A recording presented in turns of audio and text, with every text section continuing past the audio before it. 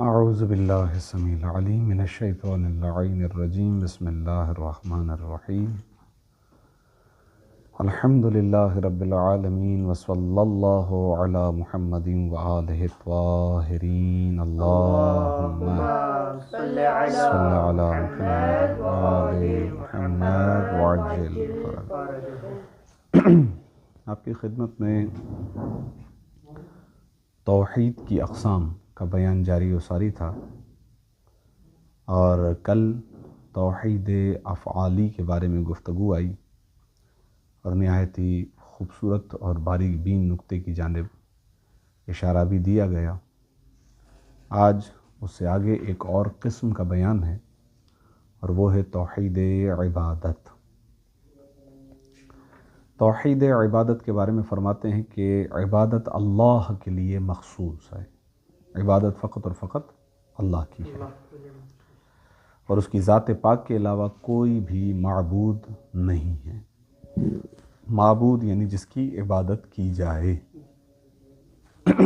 توحید کی یہ قسم اس کی تمام اقسام سے اہم ہے، یعنی جتنی بھی اقسام ہیں ان تمام اقسام کے اندر یہ قسم یعنی توحید عبادت یہ اہمیت کی حامل ہے۔ انبیاء الہی بھی اس کی بہت زیادہ تاکید کیا کرتے تھے، یعنی گزشتہ انبیاء جو بھی آئے ہیں اس قسم کی طرف انہوں نے اشارہ بھی دیا اور بہت زیادہ تاکید کیا کرتے تھے کہ عبادت کے سلسلے میں انسان موحد ہو، توحید پرست ہو۔ لہٰذا اس سلسلے میں آیہ شریفہ آ رہی ہے بطور تائید۔ فرماتے ہیں کہ بسم اللہ الرحمن الرحیم وما امروا الا لیعبدوا وما امروا الا لیعبدوا اللہ مخلصین لہ الدین حنفاء ویقیموا الصلاۃ ویؤتوا الزکاۃ وذالک دین القیمہ۔ سورہ مبارک بینہ کی آیت نمبر 5 ہے۔ یہ ارشاد ہوتا ہے، یعنی یہ گفتگو انبیاء کی گفتگو ہے جسے پروردگار عالم قرآن میں نقل کر رہا ہے۔ انہیں اس کے سوا کوئی حکم نہیں دیا گیا کہ صرف اللہ کی عبادت کریں، یعنی سوائے خدا کی عبادت کے اور کوئی حکم نہیں دیا گیا، اور سب کے سب غلط راستوں سے ہٹ کر دین کو اسی کے لیے خالص رکھیں، نماز پڑھیں اور زکوٰۃ دیں کہ یہی بالکل صحیح اور درست دین ہے۔ صرف خدا کی عبادت ہے، اس کے علاوہ کسی اور کی عبادت نہیں ہے۔ اخلاق اور عرفان کے تکاملی مراحل طے کرنے کے لیے توحید کی گہرائیاں اس سے بھی زیادہ ہو جاتی ہیں، یعنی اخلاق اور عرفان یہ دو بہت اہم چیزیں ہیں، یہ دونوں بہت اہم اوصاف ہیں، صفتیں ہیں کہ جن سے انسان متصف ہوتا ہے، جنہیں انسان اپناتا ہے، حاصل کرتا ہے۔ کہہ رہے ہیں کہ اس اخلاق اور عرفان کے تکاملی مراحل طے کرنے کے لیے توحید کی گہرائیاں اس سے بھی زیادہ ہو جاتی ہیں، اور وہ اس مرتبے تک پہنچ جاتی ہیں کہ انسان صرف اور صرف اللہ سے دل لگائے، ہر جگہ اسی کا طالب رہے، یعنی اسی کو چاہے اور اس کے سوا کچھ نہ دیکھے، اور کوئی چیز اس کی توجہ اللہ کی طرف سے ہٹا کر اپنی طرف نہ کر لے۔ ایک بہترین جملہ اس سلسلے میں ہدیہ کر رہے ہیں کہ کل ما شغلک عن اللہ فہو صنمک۔ صنم کا مطلب ہوتا ہے بت، لہذا بہت بہترین ایک تعبیر ہے۔ اب یہ اسی زاویے سے عرض کر رہے ہیں جو بیان کر رہے تھے کہ اخلاق اور عرفان اس زاویے سے بیان کر رہے ہیں، یعنی جو چیز تیری توجہ اپنی طرف مبذول رکھے اور تجھے اللہ سے دور کر دے، وہ تیرا بت ہے۔ یعنی ہر وہ چیز کہ جو انسان کو خدا سے دور کر دے، خدا سے توجہ ہٹا کر اپنی جانب وہ شے توجہ کھینچ لے، تو گویا وہ اس کا بت ہے، وہ ایک طرح کا بت ہے جس کو انسان نے خدا کا شریک بنا دیا۔ ہمارا عقیدہ ہے کہ توحید ان 4 اقسام میں منحصر نہیں ہے، یعنی آج یہ 4تھی قسم آئی، لہذا فرماتے ہیں فقط یہ 4 قسمیں نہیں ہیں، بلکہ توحید مالکیت یہ ایک اور قسم بیان کی۔ اس سے کیا مراد ہے؟ یعنی سب چیزیں اللہ کی ملکیت ہیں، ملکیت کے اعتبار سے کوئی اس کا شریک نہیں ہے۔ یا اسی طریقے سے توحید حاکمیت، یعنی قانون فقط خدا کا ہے، حکومت فقط خدا کے لیے۔ توحید مالکیت بھی توحید کی اقسام میں سے ہیں۔ اس سلسلے میں بطور تائید قرآن کی آیت سورہ مبارک بقرہ کی 284 نمبر آیت بیان فرماتے ہیں کہ للہ ما فی السماوات وما فی الارض، جو کچھ آسمانوں اور زمین میں ہے سب اللہ کا ہے۔ یہ توحید مالکیت پر دلالت کر رہی ہے آیت۔ اسی طریقے سے سورہ مبارک مائدہ کی آیت نمبر 44 میں پروردگار عالم ارشاد فرماتا ہے وَمَن لَمْ يَحْكُمْ بِمَا أَنزَلَ اللَّهُ فَأُولَئِكَ هُمُ الْكَافِرُونَ، جو لوگ اللہ کے نازل کردہ قوانین کے مطابق فیصلے نہ کریں وہ کافر ہیں، یعنی فیصلہ خدا کے قانون کے مطابق کرنا ہے۔ حاکمیت صرف اس کی ہے، حکمرانی صرف اس کی ہے، لہٰذا اسی کی ہی منشا اور اسی کی مشیت کے مطابق فیصلے کیے جائیں گے۔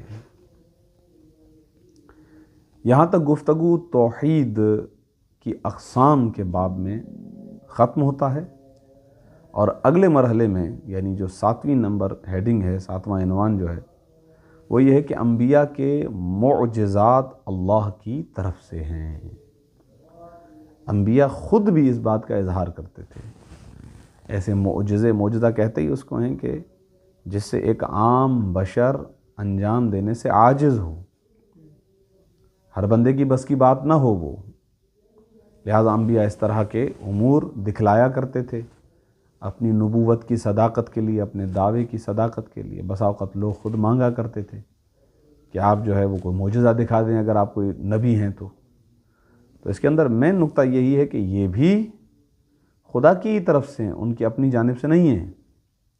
لہذا فرماتے ہیں ہمارا عقیدہ ہے توحید افعالی اس حقیقت کو بیان کرتی ہے کہ پیغمبروں سے جو معجزات اور غیر معمولی امور انجام پذیر ہوئے وہ سب اللہ کے اذن سے ہوئے ہیں، اللہ کی اجازت سے ہوئے ہیں۔ چنانچہ قرآن نے حضرت عیسیٰ علیہ السلام کے بارے میں فرمایا، سورہ مبارک مائدہ کی آیت نمبر 110 وَتُبْرِئُ الْأَكْمَحَ وَالْأَبْرَصَ بِإِذْنِی، یہ ہے لفظ اس بات کی طرف اشارہ کر رہا ہے۔ یہ توحید افعالی کے ذیل کا نقطہ ہے یہ کہ بہرحال قدرت خدا بندی کے بغیر کچھ نہیں ہے، وسائل خدا کی طرف سے ہیں، اجازت خدا کی طرف سے ہے، طاقت خدا کی طرف سے مل رہی ہے، لہٰذا اذن پروردگار ہے حضرت عیسیٰ کو کہ وہ یہ کام انجام دیتے ہیں۔ وَإِسْتُخْرِجُ الْمَوْتَى بِإِذْنِی یعنی میری اجازت سے۔ آپ مادرزاد اندھے اور کوڑھ کو میرے حکم سے صحتیاب کرتے تھے، اور آپ میرے حکم سے مردوں کو زندہ کر کے نکال کھڑا کرتے تھے۔ گویا 3 معجزوں کا یہاں پر ذکر ہے، البتہ یہ معجزے جو ہے وہ پروردگار عالم کے حکم سے ہیں، بے اذنی۔ اللہ کے حکم اور اذن سے لا علاج مریضوں کو شفا یابی اور مردوں کو زندہ کرنے کی نسبت حضرت عیسیٰ کی طرف دینا، جیسا کہ قرآن میں مذکور ہے، عین توحید ہے۔ یعنی اگر کہا جائے کہ حضرت عیسیٰ دکھلا رہے تھے تو اس کا یہ مطلب نہیں ہے کہ وہ خدا کی اجازت کے بغیر ہے، خدا کے اذن کے بغیر ہے، نہیں، ایسا نہیں ہے۔ نسبت جو ہم حضرت عیسیٰ علیہ السلام کی طرف دے بھی رہے ہیں تو بہرحال یہ ذہن میں ہے کہ یہ خدا کی طرف سے عطا کردہ طاقت و قدرت ہے، خدا کی طرف سے عطا کردہ معجزہ ہے۔ حضرت سلیمان کے ایک وزیر آصف ابن برقیہ نے، جس کے پاس کتاب میں سے کچھ علم تھا، ان سے کہا کہ انا آتیک بہ قبل ان یرتد الیک طرفک فلما رآہ مستقرا عندہ قال ھذا من فضل ربی۔ وہ جو ان کے وزیر تھے ان کے پاس یہ قدرت تھی، اور اس نے یہ کہا حضرت سلیمان سے کہ میں آپ کی پلک جھپکنے سے پہلے اسے یعنی تخت بلقیس آپ کی خدمت میں حاضر کیے دیتا ہوں، پلک جھپکنے سے پہلے۔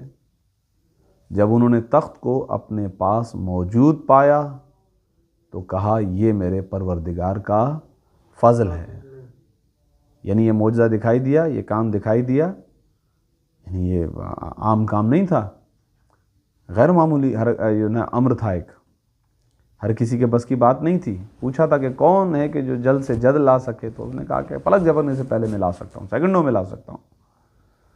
تو جب یہ آ گیا تو اس کی نسبت خدا کی طرف دی کہ ھذا من فضل رب، یہ تو خدا کا فضل ہے، یعنی خدا کی طرف سے ہی طاقت و قدرت عطا ہوئی ہے، اور پروردگار عالم کے ذریعے سے ہی یہ امر طے پا رہا ہے، یہ کام وجود میں آ رہا ہے۔ سورہ مبارک نمل کی آیت نمبر 40۔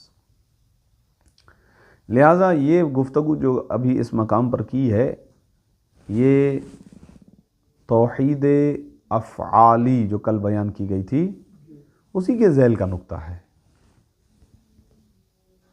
اب آتے ہیں اگلے مرحلے میں، 8واں نمبر عنوان جو ہے وہ ہے اللہ کے فرشتے۔ ہم اللہ کے فرشتوں پر ایمان رکھتے ہیں، جن میں سے ہر ایک کی خاص ذمہ داری ہے۔ بعض فرشتے انبیاء کی طرف وحی لے جانے پر مأمور تھے، سورہ مبارک بقرہ آیت نمبر 97 سے یہ نتیجہ نکلتا ہے۔ اسی طریقے سے سورہ مبارک انفطار کی آیت نمبر 110 سے نتیجہ ملتا ہے۔ بعض فرشتے انسانوں کے اعمال لکھنے پر مأمور ہیں، مأمور ہے یعنی ان کو حکم دیا گیا ہے اس بات کا کہ وہ افراد بشر کے اعمالوں کو لکھیں، اعمال جو ہیں ان کو لکھیں۔ سورہ مبارک اعراف کی آیت نمبر 37، اس سے نتیجہ نکلتا ہے کہ بعض فرشتے روحیں قبض کرنے پر مأمور ہیں، اور بعض فرشتے ثابت قدم مومنین کی نصرت یعنی مدد کرنے پر مأمور ہیں۔ یہ سورہ مبارک فصلت کی آیت نمبر 30 کا نتیجہ ہے۔ اسی طریقے سے بعض فرشتے جنگوں میں مومنین کی مدد کرنے پر مأمور ہیں، خدا کی طرف سے انہیں یہ امر ہے، یہ حکم دیا گیا ہے کہ وہ اس کام کو انجام دیں۔ یہ آپ کو سورہ مبارک احزاب کی آیت نمبر 9 میں ملے گا۔ اسی طریقے سے سورہ مبارک ہود کی آیت نمبر 77 میں آپ کو یہ ملے گا کہ بعض فرشتے نافرمان قوموں کو سزا دینے پر مأمور ہیں۔ وہ قومیں کہ جو خدا کی نافرمان ہیں تو وہ سزا دیتے ہیں فرشتے ان کو خدا کے حکم سے۔ یہ تو چند ایک مثالیں تھیں، اس کے علاوہ کچھ فرشتے نظام کائنات کی بعض دیگر اہم ذمہ داریاں سنبھالے ہوئے ہیں۔ چونکہ سب ذمہ داریاں اللہ کے حکم، اللہ کے اذن، اللہ کی قوت و مدد سے انجام پا رہی ہیں، اس لیے یہ توحید ربوبی، یہ توحید رب، توحید پروردگار اور توحید افعالی سے کسی قسم کا تضاد نہیں رکھتی۔ اب یہ نہیں کہا جائے گا کہ یہ مستقلاً اور ذاتی طور پر فرشتے اس طریقے سے کر رہے ہیں خدا کی مرضی کے بغیر یا خدا کی طاقت کے بغیر، ان کی کوئی ذاتی طاقت ہے، تو ایسا نہیں ہے، ان کا آپس میں کوئی ٹکراؤ نہیں ہے، بلکہ پروردگار عالم کی تائید ہی ہے۔ ضمنی طور پر یہ بات بھی واضح ہو گئی کہ نبیوں، اماموں اور فرشتوں کا شفاعت کرنا، حق شفاعت تو سارا کا سارا خدا کے لیے، قرآن میں آیت بھی ہے اس سلسلے میں، لیکن جو پروردگار بعض مقامات پر بیان کرتا ہے کہ انبیاء شفاعت کریں گے یا ائمہ شفاعت کریں گے یا فرشتے شفاعت کریں گے، یہ شفاعت کرنا چونکہ اللہ کے اذن سے ہے، لہٰذا یہ بھی عین توحید ہے، توحید سے ہٹ کر کچھ نہیں ہے، کیونکہ خدا ہی کی مرضی سے ہو رہا ہے، خدا ہی کسی کو حق شفاعت دے رہا ہے، تو اس میں کوئی تضاد نہیں ہے۔ سورہ مبارک یونس کی آیت نمبر 3 میں ارشاد ہے ما من شفیع الا من بعد اذنہ، اس کی اجازت کے بغیر کوئی شفاعت کرنے والا نہیں ہے۔ تو بعض افراد آپ کو منکرین شفاعت ملیں گے۔ وہ قرآن کی بعض آیتوں کو لیتے ہیں، بعض آیتوں کو چھوڑ دیتے ہیں۔ بعض آیتوں کو قرآن آپ اس طرح سے کر نہیں سکتے، اسی لیے کیونکہ قرآن کے سلسلے میں عرض کیا گیا تھا کہ قرآن کا بعض حصہ بعض حصے کی تفسیر کرتا ہے، قرآن کا بعض حصہ بعض حصے کے مقصد کو واضح کرتا ہے، جیسا کہ گزشتہ دروس میں یہ بات آ چکی ہے۔ لہٰذا اگر آپ کسی ایک آیت کو پکڑ کر بیٹھ جائیں، ممکن ہے کہ اس آیت شریفہ کے اندر اس طریقے سے لکھا ہوا ہو کہ خدا کے علاوہ کوئی شفاعت نہیں کرے گا، یا آیت کا پہلا حصہ لے لیں، دوسرا حصہ چھوڑ دیں، یہ بھی ہوتا ہے۔ تو اللہ کے ذریعے سے استثناء کیا ہوا ہوتا ہے، وہ استثناء دیکھتے ہی نہیں ہیں اور فقط پہلا والا جملہ دیکھتے ہیں، تو اس سے تو نتیجہ نہیں نکلے گا، بلکہ آپ قرآن کی تمام آیتوں کو جو اس موضوع سے متعلق ہیں سب کو ایک جگہ پر اکٹھا کریں گے، اس کے بعد نتیجہ نکالیں گے۔ جب یہ نتیجہ نکالیں گے تو آپ کو یہ مل جائے گا الا من بعد اذنہ، یعنی اللہ کے اذن کے بعد پھر اگر کوئی شفیع ہے تو یہ عین توحید ہے، اس میں کوئی ٹکراؤ نہیں ہے، اس کی اجازت کے بغیر کوئی شفیع نہیں ہو سکتا۔ اس موضوع اور توسل پر مزید گفتگو نبوت کے باب میں آئے، یہاں پر اور بھی گنجائش ہے کہ کلام کیا جائے، تو فرماتے ہیں کہ ابھی تو گفتگو توحید کے ذیلی جو ہے وہ امور میں اور اس کے احکام میں جاری و ساری ہے، ابھی باب نبوت نہیں آیا ہے۔ جب باب نبوت میں گفتگو کریں گے تو پھر انبیاء سے توسل کرنا ہے، جو ائمہ سے توسل کرنا ہے اور ان کو مدد کے لیے پکارنا ہے یا ان کے پاس مدد کے لیے جانا ہے، اس موضوع پر جب ہم گفتگو کریں گے تو زیادہ اس پر وضاحت اور بھی بیان ہوگی انشاءاللہ۔ عبادت صرف اللہ کے لیے مخصوص ہے، توحید عبادت کو بھی بیان کر رہے تھے، اس سلسلے میں فرماتے ہیں ہمارا عقیدہ ہے کہ عبادت اللہ کے لیے مخصوص ہے، جیسا کہ توحید سے متعلق گفتگو میں اشارہ ہوا ہے، لہذا جو کوئی اس کے علاوہ کسی اور کی عبادت کرے اسے کہا جائے گا مشرک۔ اور اس سلسلے میں قرآن کی آیت پہلے گزر چکی کہ خدا سب کچھ معاف کر سکتا ہے، شرک معاف نہیں کرے گا، قرآن کی آیت گزر چکی ہے۔ انبیاء کرام کی تبلیغ کا محور بھی یہی تھا، یعنی مرکزی نقطہ یہی تھا کہ بسم اللہ الرحمن الرحیم لقد ارسلنا نوحا الى قومه فقال یا قوم اعبدوا اللہ ما لکم من الہ غیرہ انی اخاف علیکم عذاب یوم عظیم۔ سورہ مبارک اعراف کی آیت نمبر 59 ہے۔ ہم نے نوح کو ان کی قوم کی طرف بھیجا، بس انہوں نے کہا اے قوم تم اللہ ہی کی عبادت کرو، اس کے سوا تمہارا کوئی معبود نہیں ہے۔ دوسری آیت اسی مطلب کی تائید کے لیے وَإِلَىٰ عَادٍ أَخَاهُمْ هُودًا قَالَ يَا قَوْمِ اعْبُدُوا اللَّهَ مَا لَكُم مِّنْ إِلَٰهٍ غَيْرُهُ۔ اچھا، آپ اس سورہ مبارک اعراف کو جا کر پڑھیں گے تو اس طرح کی گفتگو آپ کو ملے گی، ایک کے بعد ایک نبی کا ذکر آئے گا، 4 سے 5 آیتیں مختصر اس نبی کے بارے میں آئیں گی، مین پیغام کا ذکر ہوگا، خدا اس نبی کی تعریف کرے گا، اس کے بعد دوسرے نبی کا تعارف آئے گا، یہ سورہ مبارک اعراف میں آپ کو ملے گا۔ تو ابھی سورہ مبارک اعراف میں گزرا ذکر، اب ایک اور ذکر، قوم عاد کی طرف ہم نے انہی کی برادری کے ایک فرد ہود کو بھیجا، انہوں نے کہا اے قوم اللہ ہی کی عبادت کرو، اس کے سوا تمہارا کوئی معبود نہیں ہے۔ یہ 2۔ تیسری آیت یہ بھی دیکھیں، سورہ مبارک اعراف کی آیت نمبر 73 وَإِلَىٰ ثَمُودَ أَخَاهُمْ صَالِحًا قَالَ يَا قَوْمِ اعْبُدُوا اللَّهَ مَا لَكُم مِّنْ إِلَٰهٍ غَيْرُهُ۔ قوم سمود کی طرف ہم نے انہی کی برادری کے ایک فرد صالح کو بھیجا،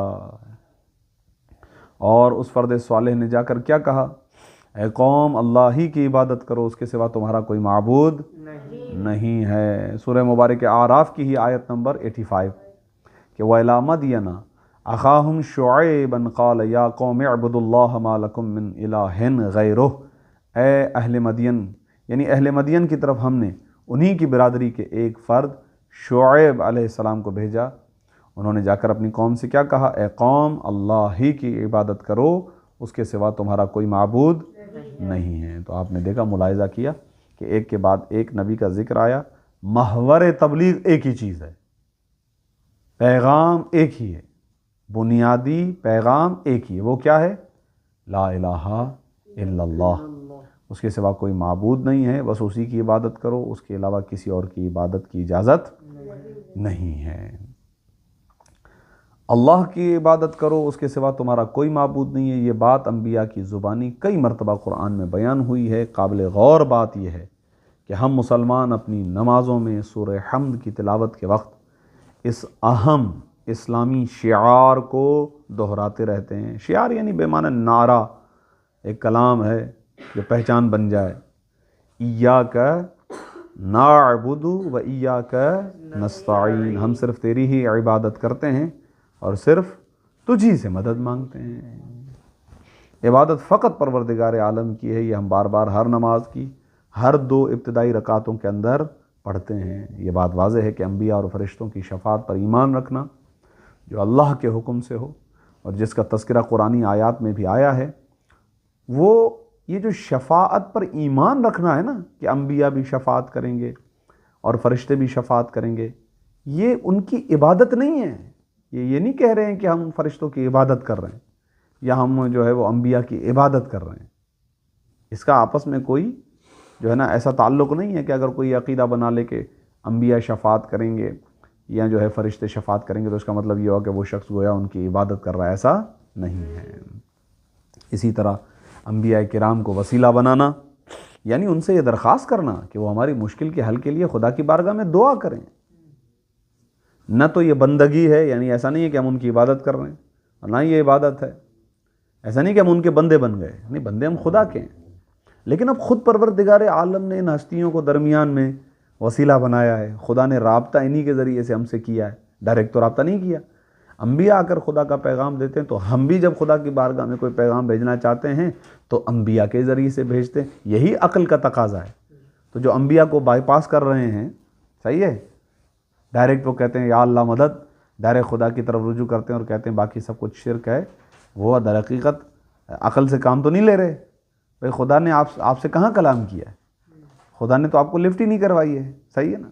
پروردگار عالم نے ایک سلسلہ ہے انبیاء قائم کیا، ائمہ کا سلسلہ قائم کیا، ان کے ذریعے سے وہ آپ سے کلام کرتا ہے۔ تو اب اگر ہم بھی جائیں انہی کے پاس اور جا کر ان سے کہیں کہ بھئی خدا کی بارگاہ میں ہمارے لیے دعا کیجیے، ہم آپ سے توسل کر رہے ہیں، آپ کو وسیلہ بنا رہے ہیں کہ آپ خدا کے مقرب ہیں، برگزیدہ ہیں، تو اس میں یہ نہیں کہا جائے گا کہ ہم انبیاء کی عبادت کر رہے ہیں یا ہم ان کی بندگی میں مصروف ہیں، ایسا نہیں ہے۔ یہ بات توحید افعالی یا توحید عبادت سے بھی متصادم نہیں ہے، نہ توحید افعالی والے عقیدے میں کوئی مسئلہ پیش آ رہا ہے اس سلسلے میں، نہ توحید عبادت والے عقیدے میں کوئی مسئلہ پیش آ رہا ہے، کوئی تصادم نہیں ہے، کوئی ٹکراؤ نہیں ہے۔ فرماتے اس کی تفصیل انشاءاللہ نبوت کی بحث میں آئے گی۔ سلسلہ گفتگو آج کی حد تک انشاءاللہ یہاں پر روکتے ہیں۔